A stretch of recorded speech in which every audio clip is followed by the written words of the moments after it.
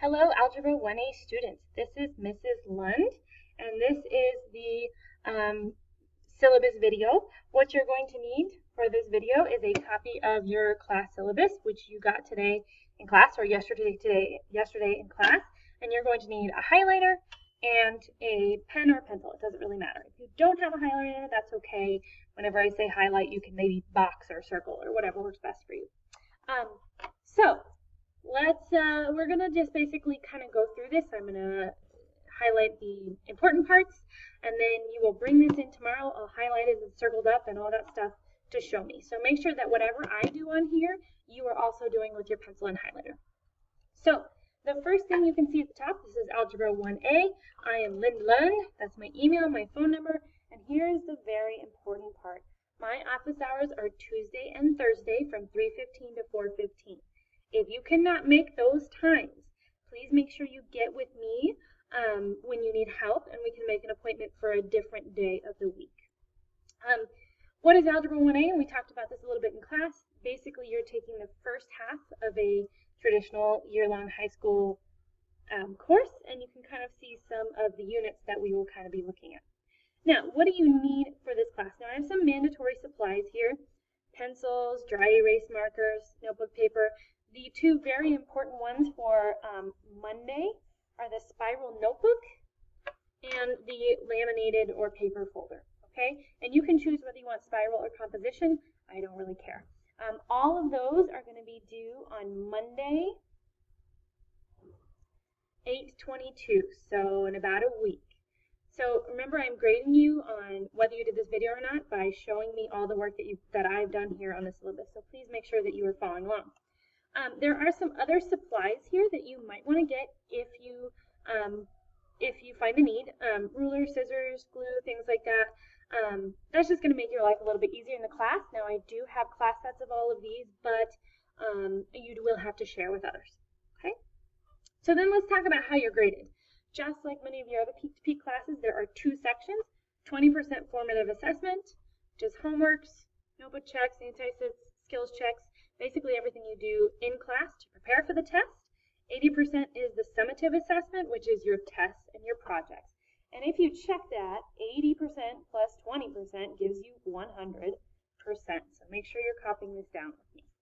Okay? So again, formative assessments is where you practice what we're learning in class. Okay? It's going to help you perform well on assessments. So I want you to highlight will help you perform well on assessments. That's the reason I assign you homework, is so that you can do well on the test. Okay? Now, some of it's going to be graded for completion. Why don't you circle that? That means if you did it, you're good. And some of it's going to be graded for accuracy. Did you get the problem right or wrong? Now, I'm not going to tell you which one is which. So you're going to have to make sure you do your best on every single assignment. Okay? These are the three different types of formative assessment assignments: homeworks, notebook checks, which we're going to talk more about your math and interactive notebook next week, and skills checks.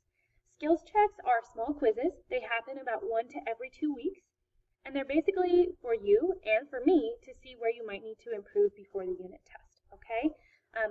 These small abbreviations, please underline those, are how you're going to see them in IC. So a homework will show up as H1.2, okay? Or skills check 3.2, SC 3.2, okay?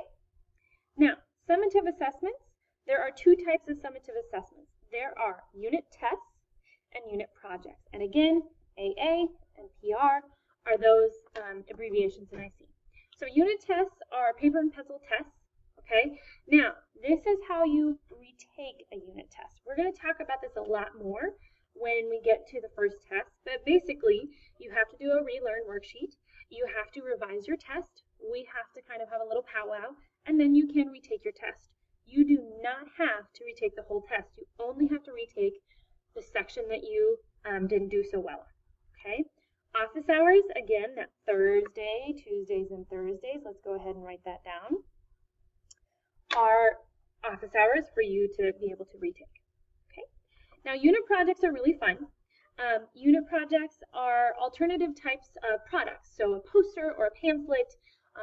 We do a drawing of we do drawing, we do graphs and other things like that.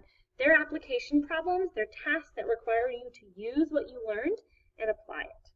Okay? So that's basically your grading breakdown. There's a couple other things that you need to know, and these are basically my policies. First of all, the late work policy. I'm really not picky. If you miss it on Tuesday because you left it at home or whatever and you turn it into me on Wednesday, I'm probably not going to penalize you. However, if it's more than a week late, then you're going to get a 30% deduction, okay? And lastly, if you're turning lots of late assignments, I'm going to contact your parents.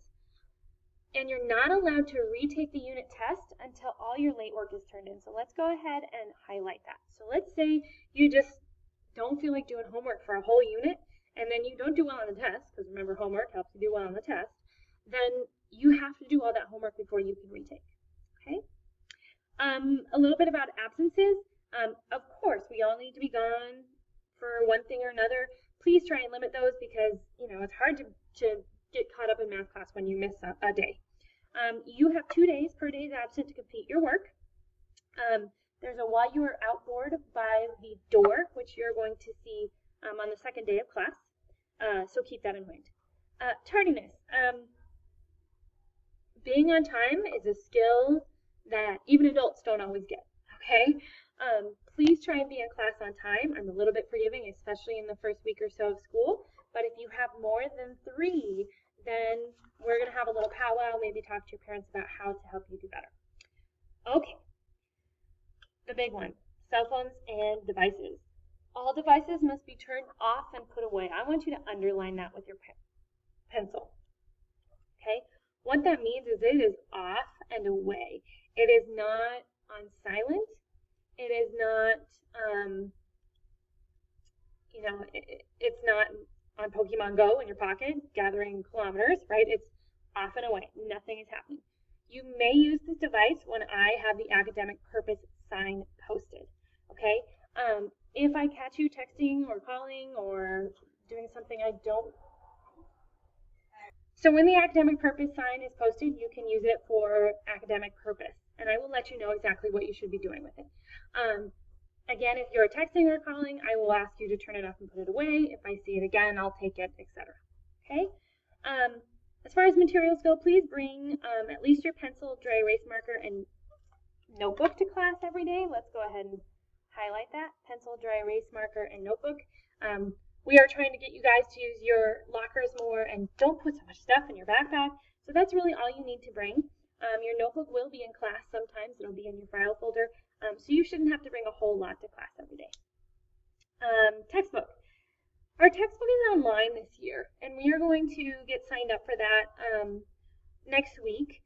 But if you would like to have an actual hard copy of the textbook, you can check one out at the library at any time. I know some of you guys don't always have internet access at home. Getting an actual textbook might be the way to go for you guys. Okay?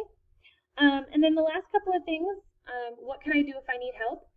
If you need help, if you're struggling, if you're confused, please always come ask me questions. Raise your hand during class.